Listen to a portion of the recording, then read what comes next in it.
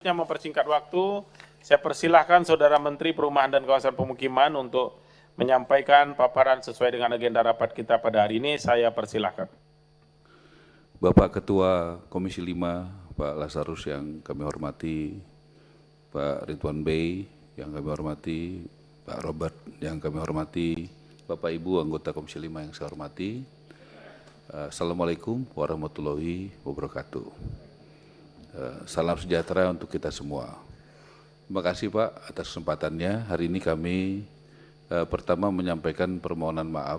Saya punya ide mungkin yang kurang tepat, tapi tujuannya mungkin cukup baik, tapi mungkin kami juga mesti belajar bahwa ide-ide di ranah publik harus lebih baik lagi soal rumah subsidi yang diperkecil. Jadi tujuannya sebenarnya sederhana, karena kami mendengar banyak sekali anak muda yang ingin tinggal di kota, tapi kalau tanahnya di kota mahal mau diperkecil. Tapi sudah mendengar begitu banyak masukan, termasuk dari teman-teman anggota DPR Komisi 5, maka saya sampaikan secara terbuka permohonan maaf dan saya cabut ide itu. Ya, terima kasih. Kemudian izinkan saya atas data-data yang kami coba siapkan, kalau mengenai laporan realisasi anggaran tahun 2024 ya Pak ya, ini 25 ya, yang masih di BPK mana? Yang masih di BPK ini? Halaman ya. Ya, di halaman 3 saat ini sedang proses audit BPK yang belum selesai Pak. Nanti pada waktunya kami akan laporan, karena ini domainnya BPK. Proses likuidasi sudah dimulai bulan Maret dan targetkan selesai bulan Agustus Pak. Jadi mungkin bulan depan kami sudah bisa laporkan sesudah hasil BPK-nya selesai. Selesai itu Pak. Kemudian halaman 4, untuk belanja pegawai dengan pagu 419 miliar, kami juga sudah sampaikan di sini tertulis sudah terserap 31,99%, belanja barang 16,27%, belanja modal 49%. Kemudian untuk realisasi APBN tahun 2025, terima kasih Pak, sudah ada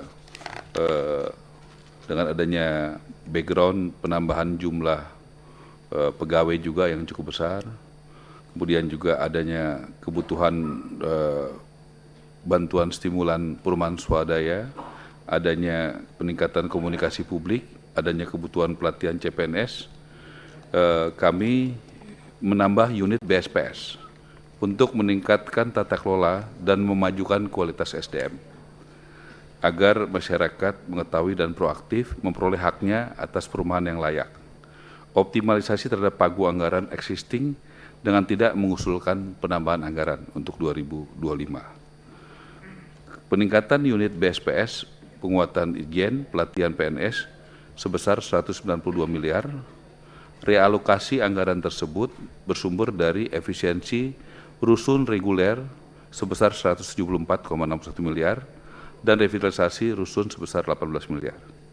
Realokasi anggaran tersebut meningkatkan jumlah unit rumah BSPS sebanyak 6.569 unit dari semula 38.554 unit menjadi 45.073 unit. Kemudian postur anggaran sesudah realokasi, dukungan manajemen, ini sudah kami sampaikan Pak.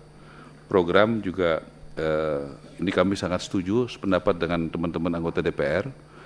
Kita tingkatkan di sini tambahan anggaran BSPS sebesar 177 miliar dan menjadi 45.073 unit. Kemudian pengurangan rusun dari reguler tahun 2025 174 miliar dan pengurangan revitalisasi rusun sebesar 18 miliar. Yang lainnya tetap Pak.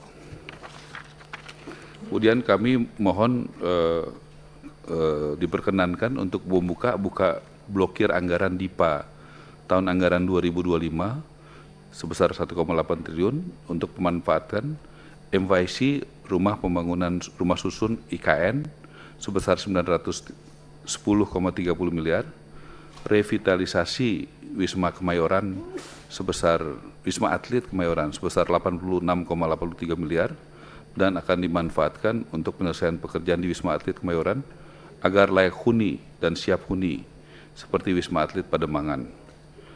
Dan lanjutan pembangunan rusun DOB Papua sebesar 136,92 miliar. Tapi ini untuk yang Papua nanti kami mohon tanggal 21 atau 22 saya maaf lupa, kami akan bertemu dengan Kepala BIN untuk memastikan itu secara keamanan bisa dijalankan atau tidak. Kemudian anggaran untuk 2026 ini halaman 9, kami mengusulkan sebesar 49,854 triliun.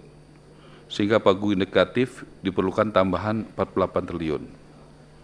Nah, nomor 2 ini kami mohon doa dan dukungan dari teman-teman Komisi 5.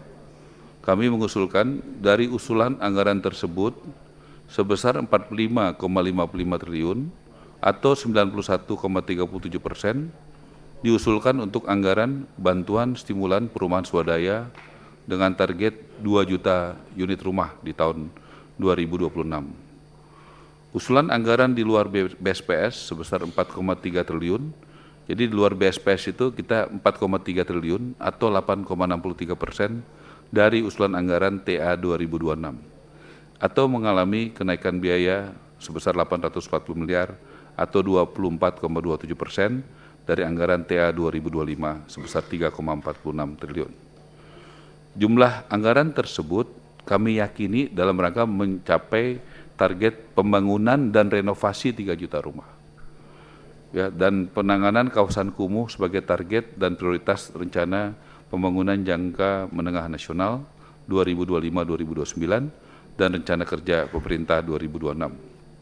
Melalui usulan anggaran, Kementerian PKP tersebut menghasilkan pembangunan sebesar 2.052.822 unit dan penanganan kawasan kumuh sebesar 225 unit, sehingga tetap diperlukan langkah-langkah kreatif untuk mencapai target pembangunan dan renovasi 3 juta rumah melalui pembiayaan rumah subsidi FLPP.